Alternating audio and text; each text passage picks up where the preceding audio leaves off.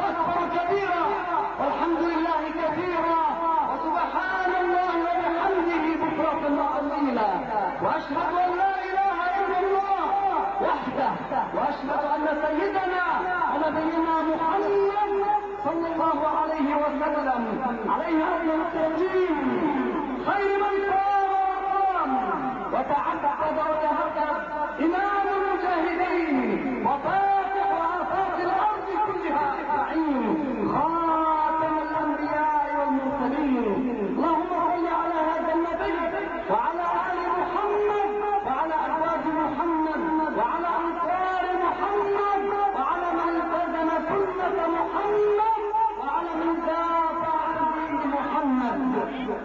الدنيا كلها تكبر الدنيا كلها تكبر لحظات يعلم فيها الناس أنه لا إله إلا الله وحده لا شريك له لا إله غيره ولا ند معه ولا مثيل ولا شريك هو الله الواحد الأحد الفرد الصمد الله أكبر.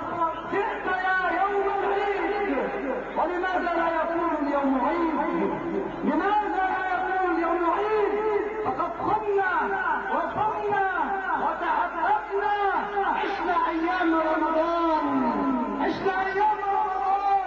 وما أدراك ما رمضان نعدت أمة الإسلام بخير رمضان كله 30 يوما عشنا 10 في رحمات الله و10 غفر الله تبارك وتعالى فيها ذنوب العباد و10 أعتق الله تبارك وتعالى رقاب العباد فيها من النار.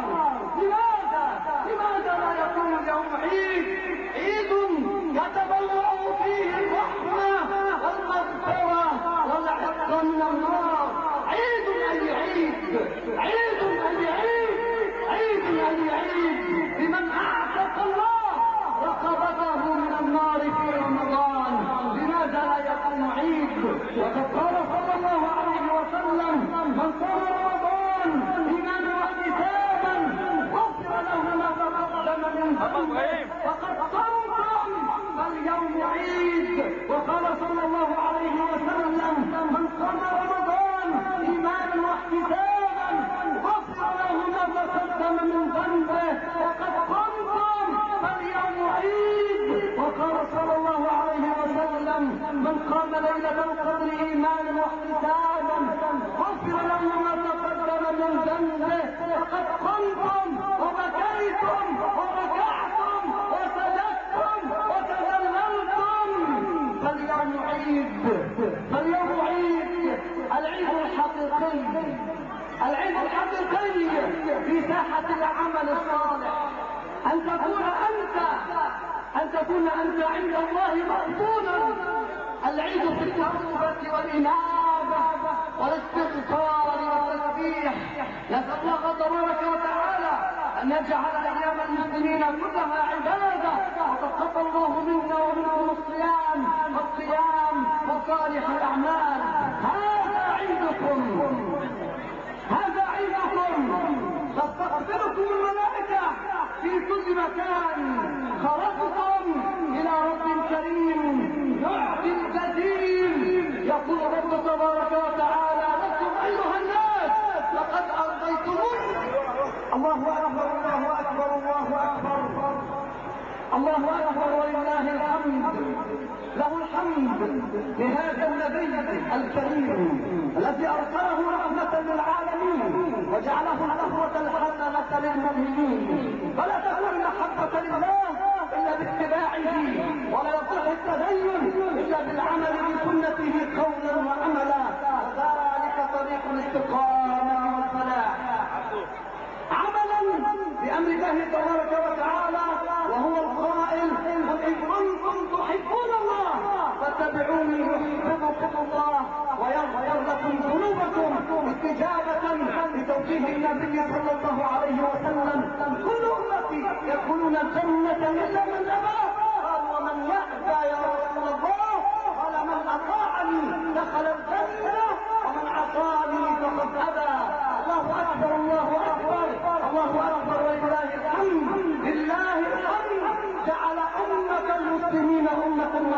يجمعها على الأخوة رب واحد لا شريك له، ودين واحد لا بديل له، وكتاب واحد لا يأتيه الباطل من بين يديه ولا من خلفه، ووجهة واحدة إخلاص العبودية لله تبارك وتعالى والعبادة له وحده، وإعمار الأرض بالصالحات وفعل الخيرات. أن هذه أمتكم أمة واحدة وأنا ربكم فاعبدون. فاعلموا رحمكم الله أمة المسلمين أن أمة المسلمين أمة الإحسان. الإحسان في كل شيء، الإحسان في الإيمان، الإحسان في العبادة، الإحسان في المعاملة.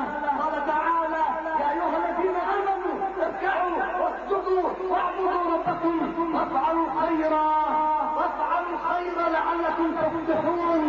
فاعبدوا الله بفعل الخيرات، فاعبدوا الله بفعل الخيرات مثل ما تعبدونه بالصيام والقيام وغيرهما.